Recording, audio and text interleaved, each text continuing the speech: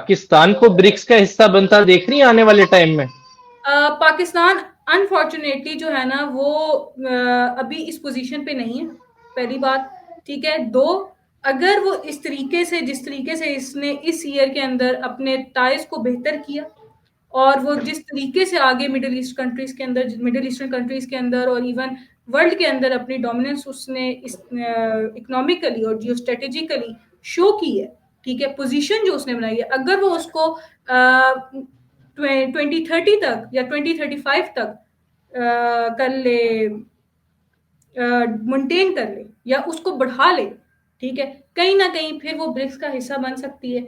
लेकिन अभी वो ग्लोबल साउथ के अंदर जो है ना आ रहे हैं, जो कि developing nations. BRICS on the other hand, as a political analyst मैं कहती हूँ कि वो एक इमर्जिंग टेक्नोलॉजी है और एक इमर्जिंग ब्लॉक है। ठीक है। जो रैपिडली एक रैपिडली अपनी जो है ना इकोनॉमी को राइज कर रहा है। ठीक है। ठीक ऑन द है। अदर हैंड, ठीक है, जिसमें मेजरली बहुत बड़ा हाथ चाइना, रशिया एंड इंडिया का है, जो कि रिक है।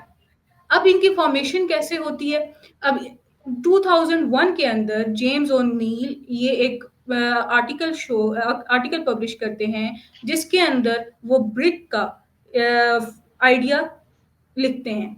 एज अ रिजल्ट क्या होता है कि हम देखते हैं 2009 के अंदर ये कंट्रीज, जिसमें Canada, Russia, India and Brazil आ जाते हैं और वो जो है ना एक फोरम बना लेते हैं जिसको हम कहते हैं BRIC. Later a year South Africa भी आ जाता है, जिसकी वजह से वो ब्रिक्स हो जाता है। फॉर इंस्टेंस, अब मैं ये एज अ पॉलिटिकल एनालिस्ट मैं ये जरूर कहूंगी कि ये कंट्रीज जो 5 नेशंस हैं, ये बहुत पावरफुल हैं बट ऑन पेपर। ठीक है। वट इट मीन्स कि मानती हूं कि इनका जीडीपी जो 10 ट्रिलियन डॉलर था टिल 1995 टुगेदर, वो आज 72 ट्रिलियन डॉलर तक पहुंच गया है।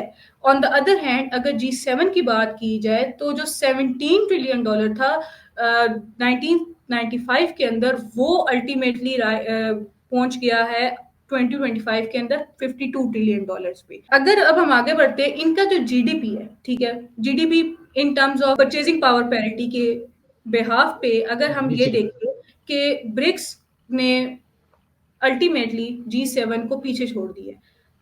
Although according to the reports of IMF, इस ये जो ब्रिक्स जो फॉर्मेशन हुई है, इसने 50% जो हमारी कह लें वर्ल्ड पॉपुलेशन है उसको रिप्रेजेंट कर रही है। तो मैं ये मानती हूँ कि वर्ल्ड इकोनॉमिक सिस्टम के अंदर शिफ्ट आ रहा है, बहुत बड़ा एक शिफ्ट आ रहा है।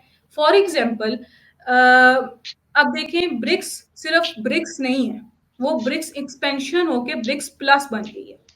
ठीक है। अब उनमें कंट्रीज हैं जैसे यूएई है, ईरान आ गई है, इथोपिया है, ठीक है, इंडोनेशिया है, देन अगर हम बात करें इजिप्ट आ गई है। ठीक है। और कहा जा रहा है कि Saudi Arabia, Turkey and even ASEAN states are soon joining this group as well. ये मानना बिल्कुल सही है कि इनकी एक्सपेंशन हो रही है। बट मैंने शुरू में कहा था कि रिक जो है, Russia, India and China, they are heavily investing in the other countries और which are the part of this group. For example, अगर हम चाइना की बात कर लेते हैं, ठीक है, चाइना ने रिसेंटली ब्राजील के अंदर अपनी ऑटोमोबाइल और ऑटो कार कंपनी जो BYD है, उसको उसकी प्रोडक्शन को तेज किया है, not only in Brazil, even in global south nation जहां तक उनकी अलायंस जा रही है, उनको एज हो रहा है उनकी न्यू सिल्क रोड से। ठीक है। जो कि BRI है। ठीक है। उससे उनको एज हो रहा है। उसकी वजह से this year 57% of production of automobiles और ऑटो कार्स हो चुकी हैं चाइना की। ठीक है।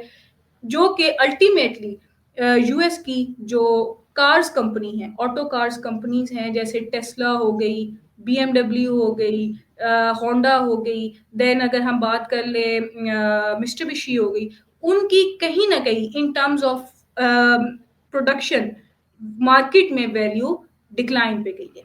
ऑन द अदर हैंड अगर हम चाइना के इंडिया के साथ अगर हम रिलेशंस की या ट्रेड रिलेशंस की अगर हम बात करें, इस पे अगर मैं रोशनी डालूं, despite the fact that United states of America is putting the heavy tariffs on both of the countries, ठीक है, चाइना ने और इंडिया के दरमियान जो ट्रेड रेशियो है 2025 के मुताबिक 2025 में half of the year is gone and वो राइज कर गई है 22% ऑफ जीडीपी से, ठीक है। उनका जीडीपी जो कि लास्ट ईयर 6.1 बिलियन डॉलर्स तक गया था, ठीक है, वो 8.41 बिलियन डॉलर्स तक एक्सपैंड कर चुका है। इसके अंदर आप इन देख लें, इकोनॉमिक वो देख लें, एलिमेंट्स देख लें, जैसे लिथियम बैटरीज हो गई, देन एल्यूमिनियम हो गई, ठीक है, इलेक्ट्रॉनिक्स के सेक्टर में, एनर्जी के सेक्टर में, एज वेल एज फर्टिलाइजर्स जो है ना मेजरली उन्होंने इंपोर्ट और एक्सपोर्ट किया, ठीक है। बिल्कुल। अब मैं समझती हूँ अगर इन फ्यूचर ये Saudi Arabia, UAE as well as और अदर जो अरेबियन कंट्रीज हैं वो अगर इस ग्रुप का हिस्सा बन जाते हैं, तो जो ऑयल प्रोडक्शन है वो कहीं ना कहीं उसका इशू भी रिजॉल्व हो जाएगा और यूनाइटेड स्टेट्स ऑफ अमेरिका कहीं ना कहीं वहां पे भी नीचे चला जाएगा, ठीक है। बट अब बात करते हैं कि ट्रम्प क्यों, किस वजह से जो है ना टैरिफ्स लगा रहे हैं इन कंट्रीज के ऊपर, वजह क्या है इसकी, ठीक है। शुरू में तो इन्होंने कहा कि हम जो हैं ट्रेड करेंगे, ठीक है, एक नया इंटरनेशनल ऑर्डर बनाएंगे जो कि मल्टीपोलर वर्ल्ड ऑर्डर होगा। But with the passage of time अभी चाइना, रशिया, इंडिया और बाकी ब्रिक्स नेशंस अपनी एक करेंसी लॉन्च करने के बारे में सोच रहे हैं, ठीक है, unified currency. Unified currency launch करने का मतलब ये है कि आपका अल्टीमेटली अटैक होगा डॉलर पर, ठीक है, बिल्कुल। डी डॉलराइजेशन के ऊपर अल्टीमेटली वर्क कर रही है, ठीक है। दो India on the other hand इसको सपोर्ट नहीं कर रहा, वो कह रहा है कि मैं रशिया, चाइना, इवन बाकी कंट्रीज के साथ उनकी लोकल करेंसी में ट्रांसपोर्ट जरूर कर लूंगा, लेकिन इंटरनेशनल जो मैं ट्रेड करूंगा वो मैं डॉलर्स के अंदर करूंगा, ठीक है। ठीक है। अब अगर हम इसको एनालाइज करते हैं, ऑन द अदर हैंड अगर हम उनकी दूसरी जो एम है, उनका दूसरा जो एम है वो ये है कि आपने इन्होंने मल्टीपोलर वर्ल्ड ऑर्डर बनाना है, एक नया इंटरनेशनल वर्ल्ड ऑर्डर बनाना है जहां पे वो अल्टीमेटली अपने इंस्टीट्यूशंस क्रिएट कर रहे हैं, ठीक है, जिसके अंदर number 1 is new developmental bank, जो कि माना जाता है कि वो ऑल्टरनेटिव है towards IMF, WTO, United Nations and NATO, ठीक है, जो कि मैं समझती हूँ ऐसा बिल्कुल नहीं है, ठीक है। दो जो इनका ग्रुप है या जो इनका जो बैंक है वो हेविली इन्वेस्ट कर रहा है ग्लोबल साउथ के अंदर, ठीक है। अभी रिसेंटली न्यू डेवलपमेंटल बैंक ने अपनी ओन करेंसी के अंदर, युआन के अंदर जो है 30 बिलियन डॉलर्स तक लोन दिए हैं ग्लोबल साउथ की नेशंस को, लेकिन कहाँ 30 बिलियन डॉलर्स और कहाँ 800 बिलियन डॉलर्स, यहां पे कहीं पे भी इनका कंपैरिजन नहीं बनता, ठीक है।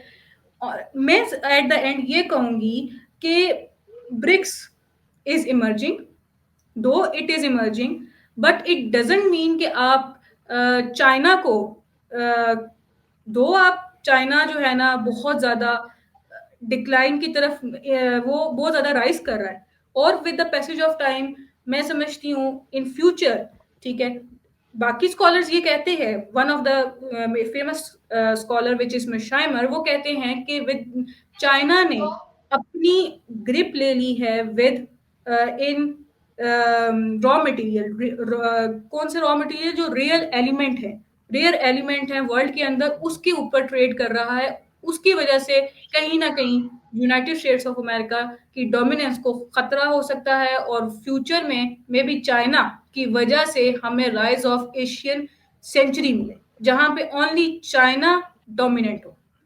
बट हमें ये समझना चाहिए, आइदर ब्रिक्स जो है वो इकोनॉमिकली अगर राइज कर भी जाए, लेकिन वो मिलिट्री एक जो माइट है जो कि यूनाइटेड स्टेट्स ऑफ अमेरिका, उसके करीब भी नहीं आ सकता।